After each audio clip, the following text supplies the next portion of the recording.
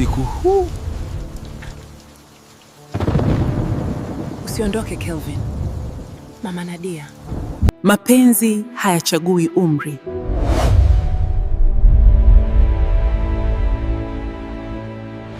Katika jiji la Dar es Salaam, maeneo ya Mbezi Beach, aliishi mama mmoja aliyeitwa Sofia. Sofia alikuwa mwanamke mwenye miaka 45, mwenye mvuto wa ajabu uliowafanya wengi wasiamini kuwa alikuwa na mtoto wa chuo kikuu. Mtoto wake aliitwa Diana. Diana alikuwa msichana mrembo, mpole na mwenye ndoto kubwa maishani. Alikuwa akisoma mwaka wa pili chuoni alipokutana na kijana mmoja aitwaye Kelvin. Kelvin alikuwa kijana mwenye sura ya kuvutia, sauti ya upole na akili nyingi. Hakutoka familia tajiri, lakini alikuwa na heshima na upendo wa kweli. Mapenzi yao yalianza taratibu. Kila jioni, Kelvin alimfuata Diana chuoni, wakitembea ufukweni wakicheka kama watoto wadogo waliokutana kwa mara ya kwanza duniani. Nakupenda sana. Nakupenda pia. Siku moja, Diana aliamua kumtambulisha Kelvin kwa mama yake. "Karibu mwanangu," Sofia alisema huku akimwangalia Kelvin kwa macho yaliyokuwa na kitu kisichoeleweka. Kelvin alitabasamu kwa heshima. "Asante mama." Lakini tangu siku hiyo, kitu kilibadilika ndani ya Sofia.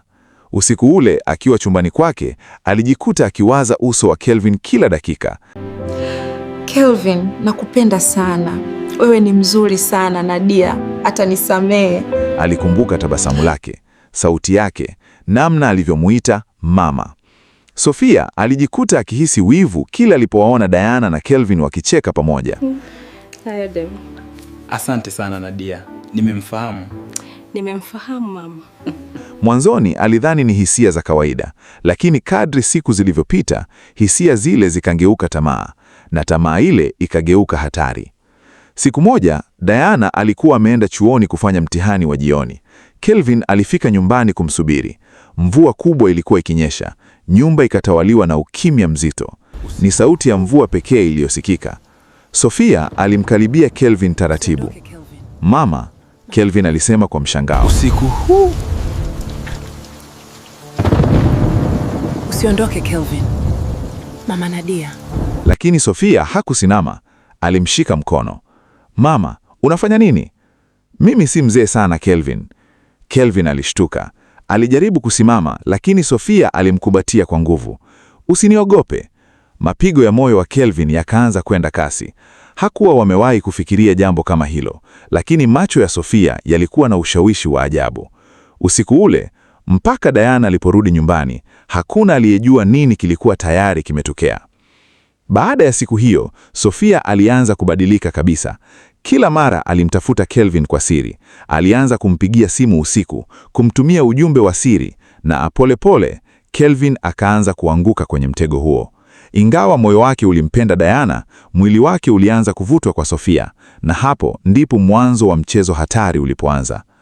Wiki chache baadaye, Sofia alianza kuharibu mahusiano ya Diana kimya kimya. Mwanangu, wanaume wa siku hizi si wa kuamini. Mama, Kelvin hawezi kunisaliti.